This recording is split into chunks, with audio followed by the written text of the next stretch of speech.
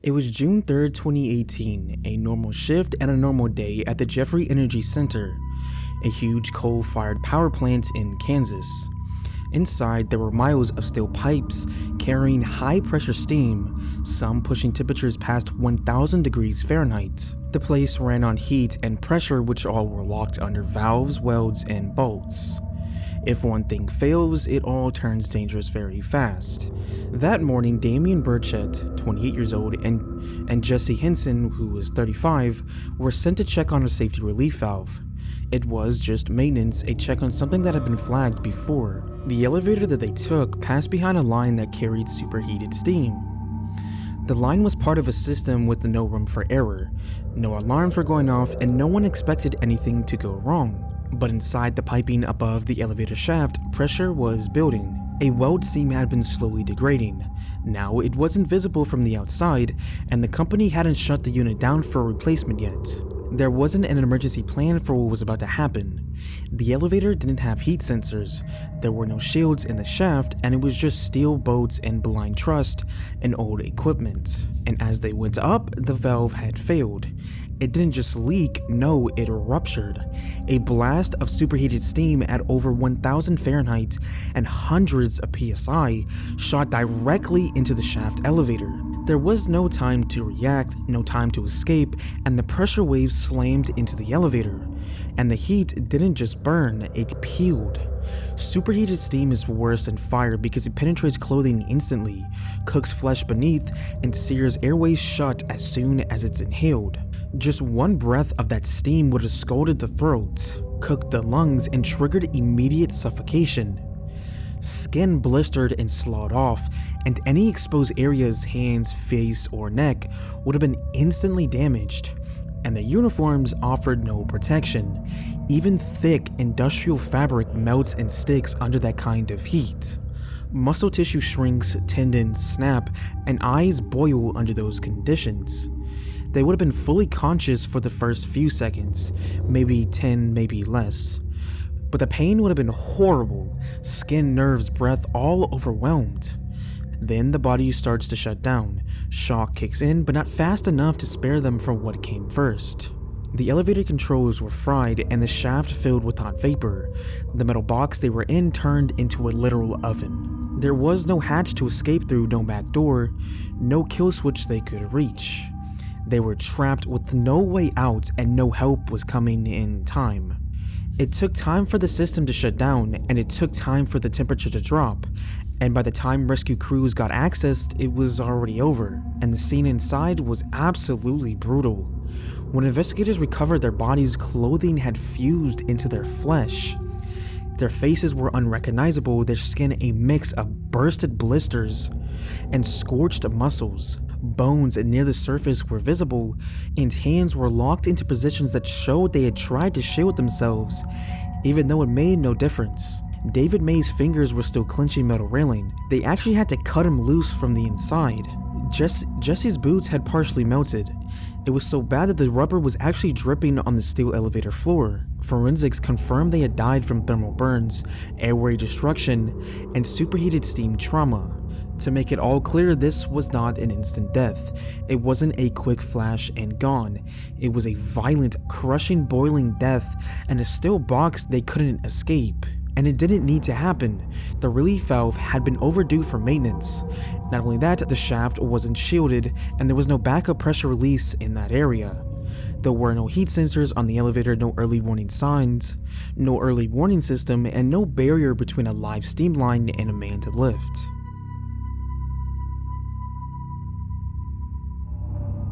It was a normal shift at the Hearth Side Food Solutions, a massive industrial bakery. The machines were loud and the air was hot. It smelled like flour, grease, and metal. Inside the plant, everything ran on rhythm. Conveyor belts clicked forward, ovens roared, and the constant hum of fans tried to push the heat out. Workers moved in patterns they had done hundreds of times before, gloves on, hairnets tight, and focused ahead. Bread came down the line, raw dough at first, then golden loaves.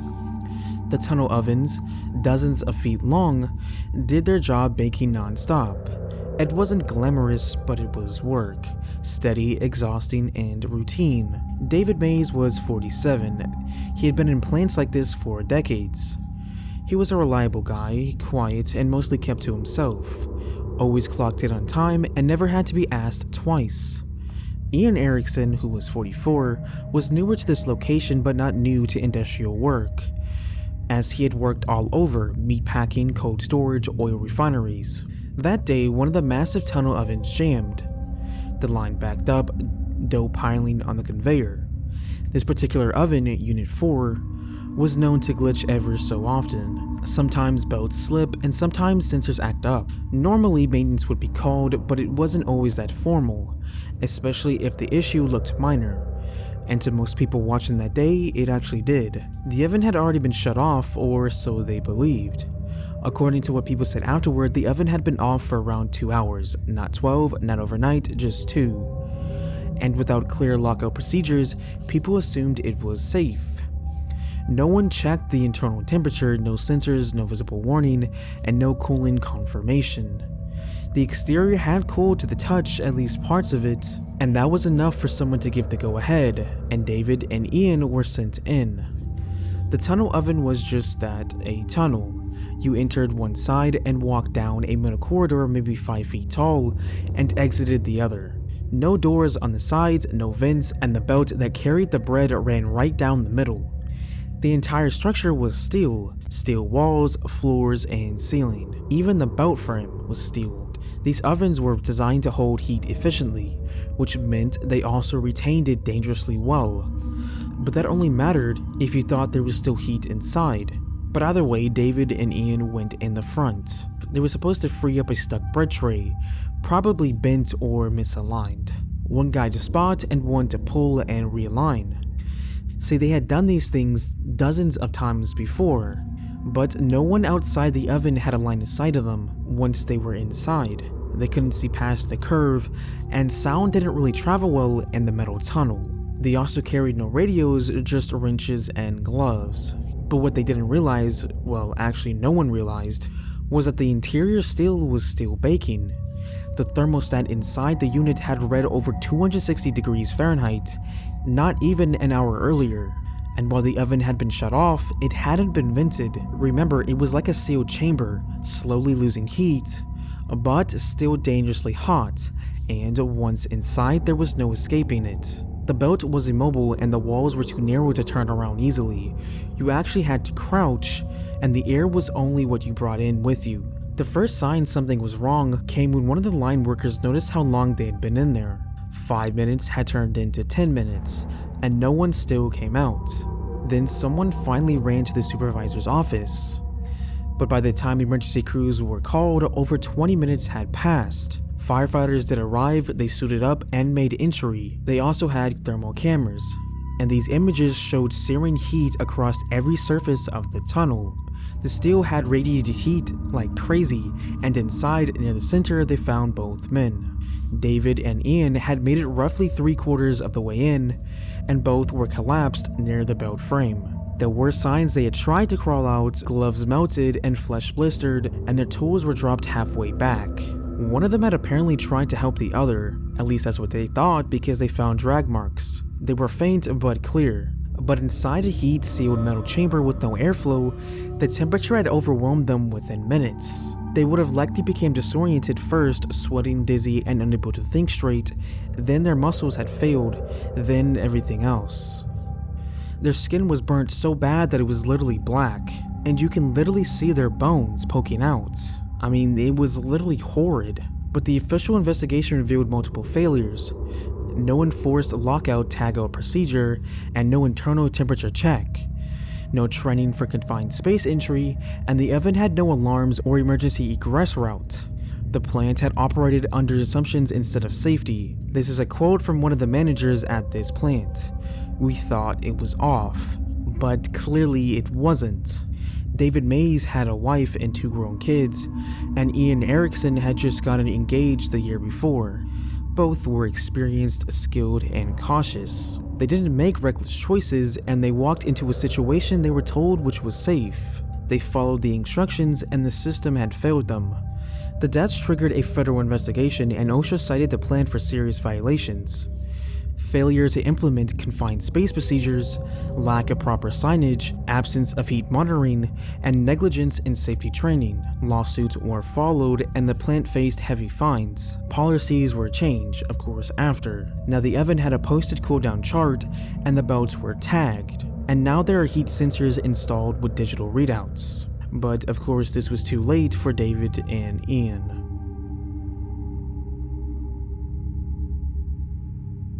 It was November 26, 1978. The North Sea was cold, gray, and hostile as it always was. The Star Canopus, a diving support vessel, was working miles off the coast of Norway, helping with the offshore oil operations that had become a lifeline for the region. Nothing flashy about it, just another day in a brutal job and a brutal place. Beneath the surface, dozens of meters down were pipes, valves, and rigs. All of it needing maintenance, repairs, and inspections. So that's where the divers came in. Board and Prangley were inside the diving bell that day. Both were seasoned saturation divers. If you don't know what that means, they're professionals trained to live under pressure for days at a time, breathing helium-oxygen mixtures, eating and sleeping in metal chambers, working in total darkness, and bone-deep cold at depths the average person couldn't survive for even a minute. So the plan was routine. The bell would be lowered and they'd reach the seabed to do the job and then return. Communications were up, breathing gas flowed steady, and the bell was warm, pressurized, well lit, a temporary haven in a deadly place. Everything looked good, just another descent. Then without warning, the cable for whatever reason snapped. 1 second everything was fine, then the next the main lift wire holding the bell sheared off without a sound and the diving bell dropped straight down over 300 feet and nearly 100 meters, basically a steel coffin in free fall. And this was not a gentle descent. The bell slammed into the seabed hard and tipped sideways, hitting with enough force to throw the men inside against the walls. It didn't land upright, it landed wrong. The whole thing was designed to stay vertical, but it tipped over, which would make the systems inside fail immediately. The umbilical, the thick cable supplying gas, heat, light, and power, was destroyed or torn. Now nobody knows exactly what failed first, but within minutes, the inside of the bell changed completely. It went black, it went silent, and it went cold. And remember, this was in the North Sea, which was incredibly cold. Imagine this, 1 second you're safe in a lit, warm space, with a constant voice from the surface in your ear, oxygen pumping in, your suit dry, then the next, darkness.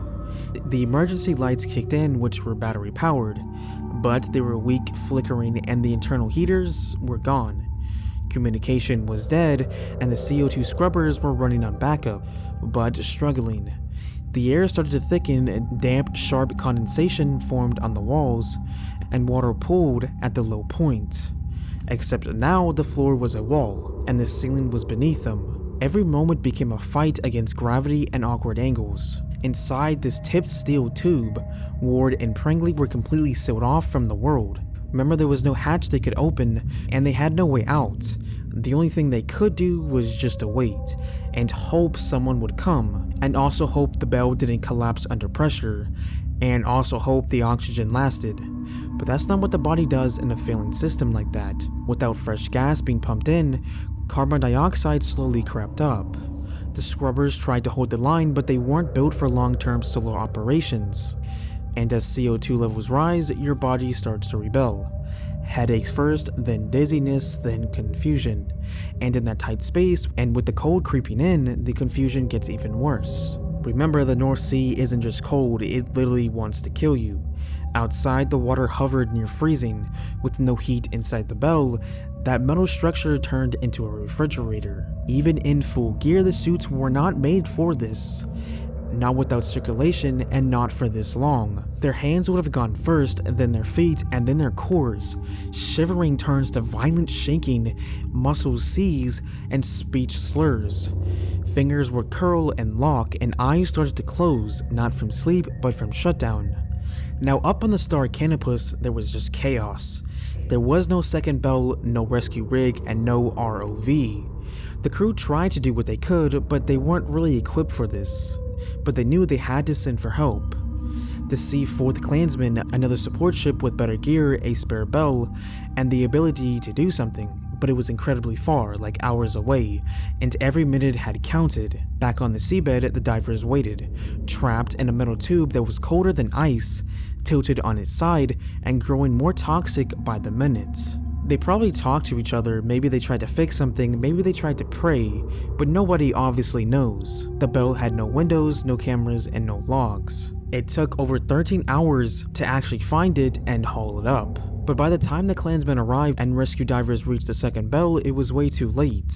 They would crack it open and find them both inside, both still suited, both still in their harnesses, but their bodies told the truth. The air had obviously run out, not from lack of oxygen, but too much CO2. Their lungs were literally filled with it. The kind of suffocation that doesn't come from being held underwater, but from breathing in poison. Every breath they took gave them less oxygen and more acid, and the cold had gnawed into their nerves, their muscles, and their hearts. Their skin showed signs of frostbite, and their joints locked stiff, and their eyes were closed. But worst of all, it hadn't been fast, not even close. They lived for hours, hours in the dark and hours in the cold.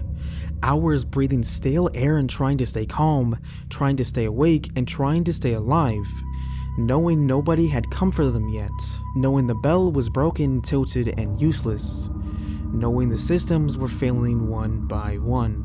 When they were pulled out, the room was silent and no one had anything to say. I mean, there was literally nothing to say. After the incident, the investigations were brutal.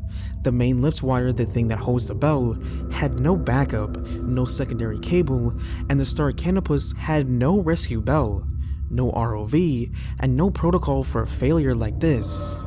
They were operating with blind faith and minimal gear in one of the most dangerous environments on the Earth. That would obviously change afterward. Industry regulations were rewritten, redundancies were made mandatory, and every bell needed a backup lift. But all these changes were too late for Skip Ward and Richard Prangley. And now, folks, it's time to say goodnight. We sincerely appreciate your patronage and hope we've succeeded in bringing you an enjoyable evening of entertainment. Please drive home carefully and come back again soon. Good night.